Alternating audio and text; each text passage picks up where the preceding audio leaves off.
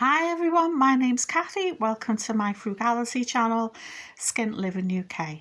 Today I wanted to talk about the golden rules of spending. Because we're in spending season, aren't we? And I'm just thinking there's all kinds of nice holiday events coming. Tomorrow there's Halloween, and then there's, if you're in the States, Thanksgiving, and then there's Christmas, and then it's just New Year if you're going out for New Year. So it's just spend, spend, spend, spend, spend. Buy, buy, buy, buy, buy.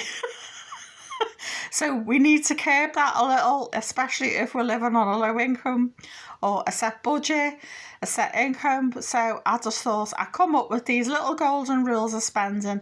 And if you have any more, please let me know in the comments below.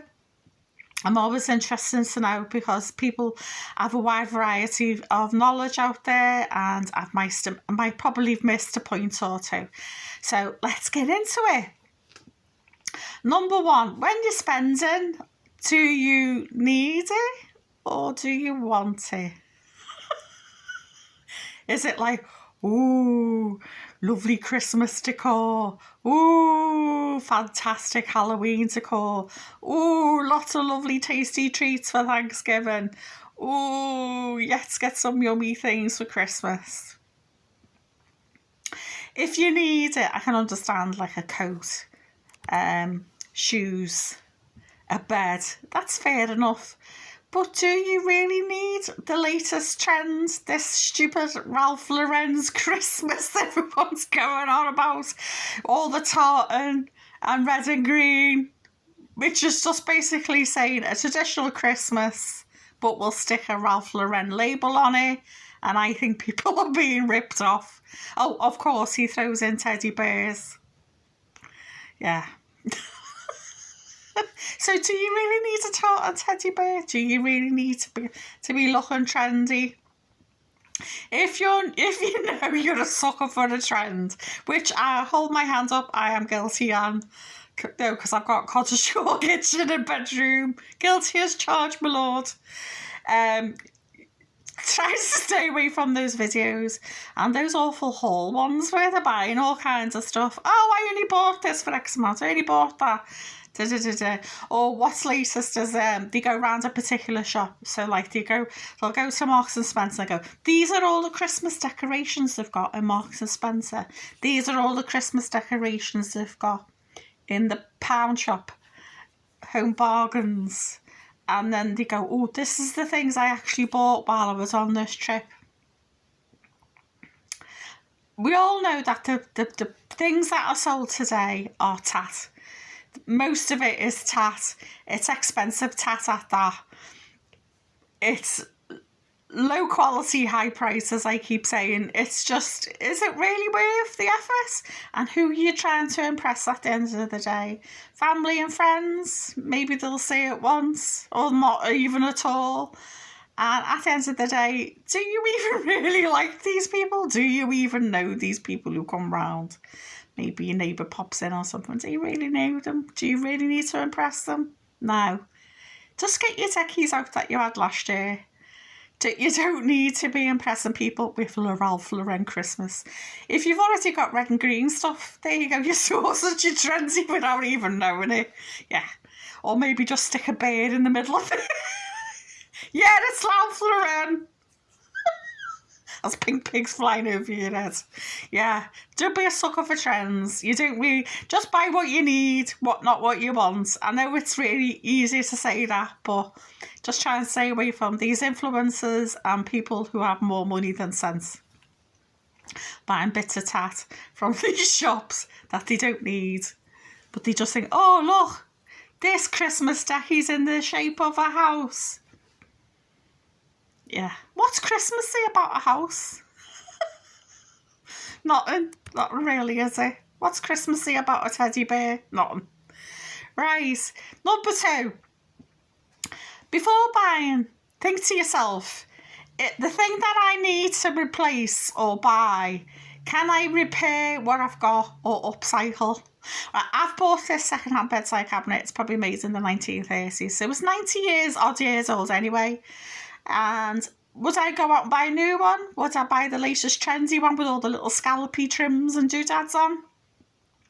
Or can I just paint it and save the money for more important things like paying your lucky bill? Yeah, do you know someone who might have it? As someone, like, someone might have the thing that you want.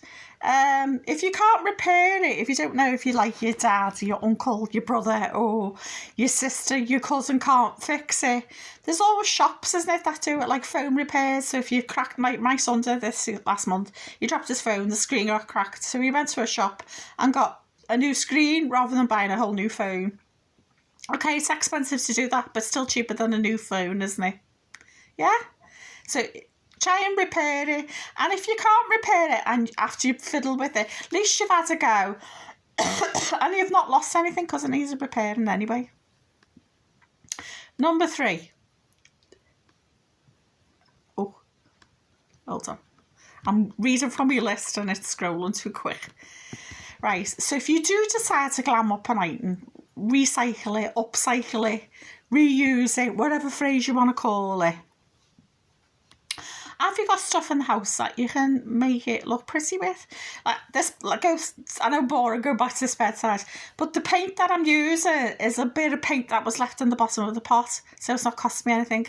I'm going to put a bit of wallpaper on it, and it was the end of the roll that I'd used in other rooms, so it's not costing me anything. If you need something that needs reupholstering, like a chair or a trunk, a stool, something like that. Have you got any old curtains? Have you got any old bedding, like a duvet cover or a sheet? Gives you tons of fabric. If not, I recommend men's shirts. Now, if you get the big fat lardy size shirts, that's a wealth of fabric that you can use for all kinds of things, making cushions, pillows, throws, as well as repurposing an old item. Look at what you've already got and you think, oh, I don't really like those curtains anymore. Well, turn them over and use the reverse of the fabric. It's still a thick piece of fabric if it's a curtain. And reupholster your trunk, chair, seat, whatever it is that you want to do. You don't necessarily have to go out and buy stuff to upcycle your items.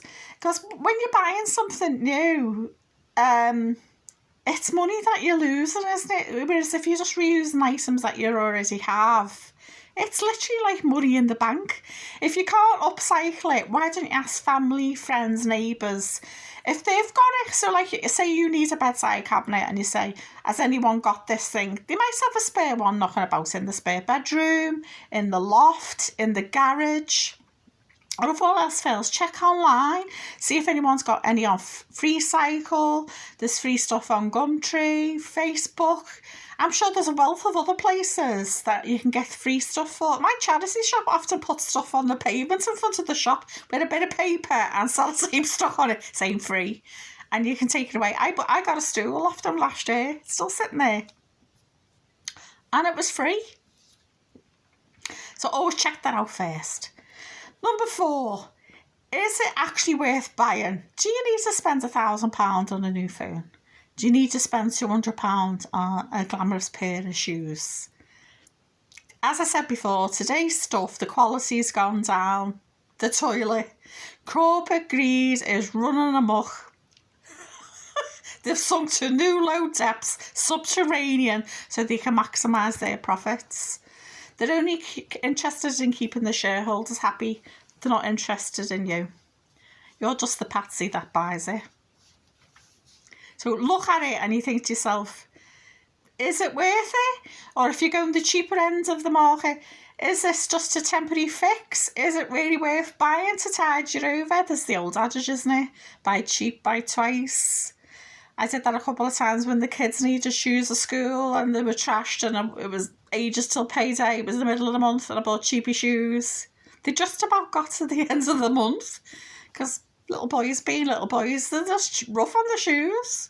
My son used to climb over the school wall every day because he was too lazy to walk around to the entrance. So his shoes were always trashed. So think that to yourself if you're going to buy something cheap. Buy cheap, buy twice. It's just literally like getting your money and chucking it away. So maybe it's worth you hanging on it if you can possibly hang on and pay for a better quality pair. And if you're going to buy something like that, I think you should check it in person and not online, because God knows what it'll be like when it arrives and you think, God, what is this bit of rubbish that I've bought? What am I supposed to do with that? Try and buy it in real life if you possibly can, so you can check the quality, because sometimes even quality stuff looks good and it's not. Number 5, can you actually afford to buy it now? Do you have the money now? What will you have to sacrifice to buy it? Will you have to cut back on something fundamental, not use your energy, the heating as much, not buy as much shopping because you're buying this thing and it's not even a necessity, it's just some Christmas decor or something extra for Christmas dinner? Do you really need to be sacrificing everything to buy this thing? Will it cause misery for other people as well? Does it mean your kids going without or your partner going without? Just stop and pause. I think that's the best thing. Put it in your basket and leave it there for a while and think on it for a day, a week, a month. Oof. Number 6, do you have to go into debt to buy it? And if you do, because like my son, he needed a bed last year. He got a credit union loan. He won't use credit cards because I've moaned at him so much. He's 31. He's still in the credit union, and he bought a bed. And he bought a quality bed. Not a cheap bed. He bought a Sealy bed, £1,000 bed. It wasn't a cheap bed. But he knew it was worth it because, yeah. So he had a £200 deposit and the rest he borrowed. So think about, can you actually afford it? If you've got a poor credit score, poor credit rating, your interest rate on your credit card, if you get one, or borrowing elsewhere, is going to be through the nose. So maybe it's worth asking friends and family. But the thing is, if you ask them, they've got something on you, haven't they? And their attitude towards you might change. You might make them a bit smug, a bit smarmy.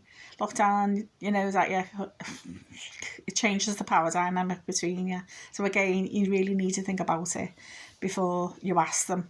Okay, there's no interest rate, but you're paying other ways. Number 7, can you buy a second hand?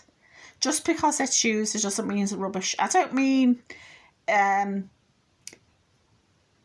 genuine vintage items. I don't mean things that are a year or 2 old. I mean genuine vintage items, because the ways are better quality materials, they're better built, and often they're very stylish as well. And if you buy something like that, your house is not going to look like everybody else's house, is it? And if it's a little bit worn, maybe you think it's a bit out of date, a little paint can work miracles on an item. Nothing wrong with a bit of paint or a bit of zhuzhing up in some way. And the price is going to be so much better. Number 8, and this is what I've said to my lads for years, and they moaned at me for years because I kept saying it, but it's worked. Do you want to invest your life hours into that item? If an item costs £200 or $200 and it takes you 15 hours to get back money, is that thing worth 15 hours of your life? Is that thing worth 15 hours of your work, of you working, blood, sweat, tears, frustration, all the rest of it that goes along with work? Is that thing worth all that? If the answer to that is no, then don't buy it. I think that's the biggest one I can possibly say. Do you want to invest life hours into an item? And work hours, because it's taking you hours and hours and hours to get that money, and then are you going to fritter away on a bit of rubbish that you didn't really need? So pause and think about it. My lads, it stopped them about 70% of the time. 7 out of 10 items, it stopped them buying it because they realised the amount of effort, energy, time and resources to pay for that thing wasn't worth the price. So there you go. There are my golden rules for spending. I sound like a sourpuss, but I do like the holidays. I just think you don't have to pay through the nose to do that. Leave your items in the basket and have a little think about it before you buy, unless you desperately need it tomorrow, like a pair of shoes or something like that. So I hope that this is of some use to you. Please like, share and subscribe. It's been lovely talking to you, and I'm really pleased you got to the end, and I hope to see you soon. And please leave us a comment because it really helps the channel. loads. Bye for now.